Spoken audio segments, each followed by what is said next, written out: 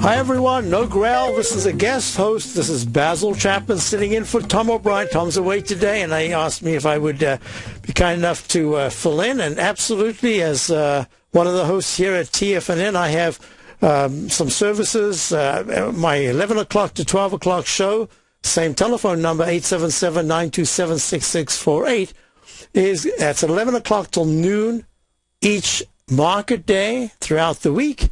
And so that's Eastern time. I'd love to hear from you. And so let's go straight to the numbers, because this was I think for many of you who were not looking at the market at all, and now you're maybe on your way home, you're in the car listening to the radio, let's just go straight to the business of the market. I personally, when I'm in the car and I'm listening, I want to hear the numbers. So here they are. The Dow made an all-time high today. It went to 16,631. Unfortunately, it couldn't hold that high. It then turned around and it fell, and it went down to 60,412, down 159 points. The S&P, now this is very interesting. The Dow is down 0.96%. The S&P closed at 1865, down 23. The comp index was down 110 at 4,127. The volatility index in my show, for those of you who listened, even this morning, what I was saying, watch out. If the volatility index, which was at the time trading at just over 13, I said if it gets to the high 13s, low 14s, you've got to be very careful. And this is going to be interesting because gold spiked. It was up higher, but it closed up 18 at 13.03. Silver was up 12 cents at 19.93. The bonds. Now, bonds were up 23.30 seconds at 132 and 30 seconds. That's very interesting. Dollar was down a bit, down 6 cents at 80.41. Now, let me give you a couple of things here. In my methodology, which I've worked on for decades, the concept is very simple. The concept is to find the most identifiable low bar and merely count each successively higher peak until you get to at least the fourth highest peak, and I count them alphabetically with capital letters on the upside, lowercase on the downside. When you get to D, you've got to be careful. What was the letter that we were at? And I discussed this with Tom when I was interviewed by him yesterday, and I said the next 120 points up or down is going to be very important. And when I'm looking at this, the chart that you can see, if you're looking at Tiger TV, you will see, I like to make things as simple as possible. It sometimes sounds complex, but the concept visually, I was a visual artist years ago. The concept is, if you followed that black line, which is the 9-period exponential moving average, that's just one of the techniques. But if you follow that black line, look, it's basically following the price movement. Well, today we closed underneath, the Dow closed underneath at 16,412. That's the first sign after a leg and then a peak D. We haven't made a peak D because we don't know. We can guess that there'll be a lower high. I don't know what could trigger a new high on Monday. So let's imagine for a moment that this is in the Chapman wave methodology. I have a CD called Introducing the Chapman Wave Methodology. It's only available at TFNN. Actually, for those of you who do use, I get emails all the time. For those of you who use the Chapman Wave in your own analysis and your trading, I'm doing a live 8:30 to 4:30, an 8-hour Master Trader series. It's on the Chapman Wave methodology. It is a slightly more advanced course than the level 1. And I'll be doing it here in the Boston area. It's actually at Babson Executive Conference Center, Wellesley, Mass, just real close, and just close by here in the Boston area, as I say. And that'll be going on all day. And go to the front page. I'll just show you right now, just quickly, I'll show you the front page of TFNN. It says right there, Master Trader Series Level 2.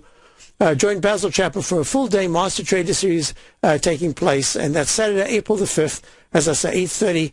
I'll be there at 8 o'clock, but 8:30 to, and someone's at TFNN is standing right by in case anyone is interested, because this, if ever, I'm going to talk to you about different charts going through the daily, the weekly, the monthly, and if ever, this was the perfect time to be looking with new highs made today. Even the S&P popped up. this is a perfect time to say what's working and what's not. If you want to know what's not working, if you go to, and I've spoken about this on my show and for my newsletter subscribers, my service is the opening call, a very comprehensive look at the markets every single day, as well as the particular stocks that we're trading, that we are long or short or whatever it is. And basically, we did go short the Dow. We always had peak D in the Dow. That's where we often take short positions, and we did that this morning and today. Look at this. The IBB. It's a little messy in the middle here, but those are all the trades that we've had. We have been our core short. The high was 275.40. What was I talking about just a few moments ago? I was talking about, in the chaff wave methodology, the simplicity of the technique says that you can wait for the fourth highest peak, and that's where you've got to be careful, because you could have the deepest and longest pullback, or that's where it could actually recycle higher. And there's a whole bunch of techniques that you can use. Well, if you go to the 212.57 low on the 17th, there's a daily chart, the 17th of December of 2013, think of that. That's December, January, February. February the 25th, it goes to a peak D at 275.40. This is the iShares, the NASDAQ Biotechnology ETF. Have a look at the stochastic, the slow stochastic starting to turn down. Have a look at the MACD, still looking good.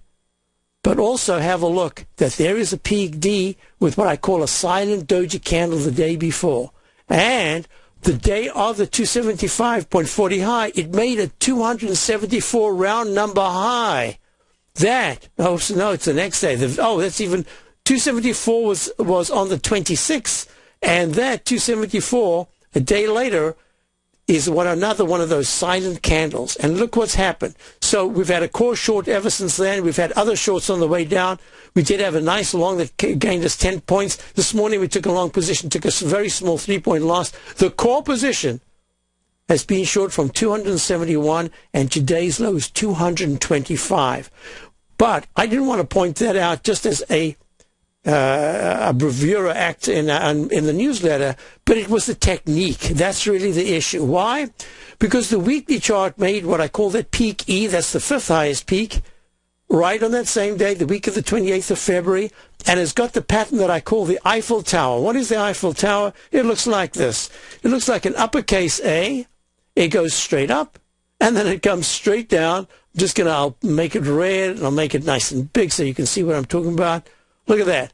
That is the capital A, and it says that the chances are very strong that the monthly chart is also making, and the reason why I wanted to spend a little time on this, I know that from the different talks I've given, especially here in the Boston area, there are a lot of people are holding biotech stocks, and I've been warning for a couple of months now, be very careful. Be very, very careful.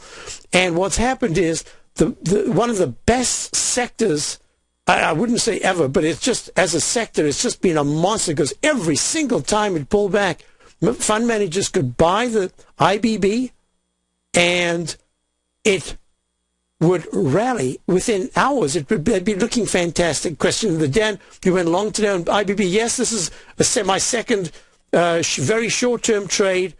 We just treat it as a bounce, trying to garner as much capital as we can for when some really significant turn comes and we can have a little cushion. So, yes, Mitch, we did. We got 10 points the other day, lost 3 today. So it's turned out okay. But this is one of the techniques that I use. It's called the hat trick top.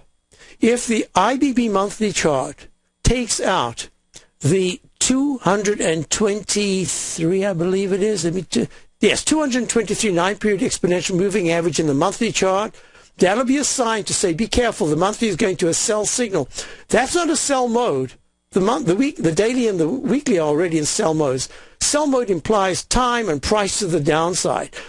I have respect for this particular index here, this indicator, this MACD, the moving average convergence divergence. That fast line, that green line that you can see on the chart that I'm pointing to, it goes like this. On the left is the daily, in the middle is the weekly, and on the right is the monthly. That fast-moving average, technically it's the 9-period differential. Until it crosses negatively, it crosses down below that red slow-moving average, there is still internal strength. And I'm expecting next week we do see a bounce. I'll be right back. Basil Chapman sitting in for Tom O'Brien. I'll be right back after these messages.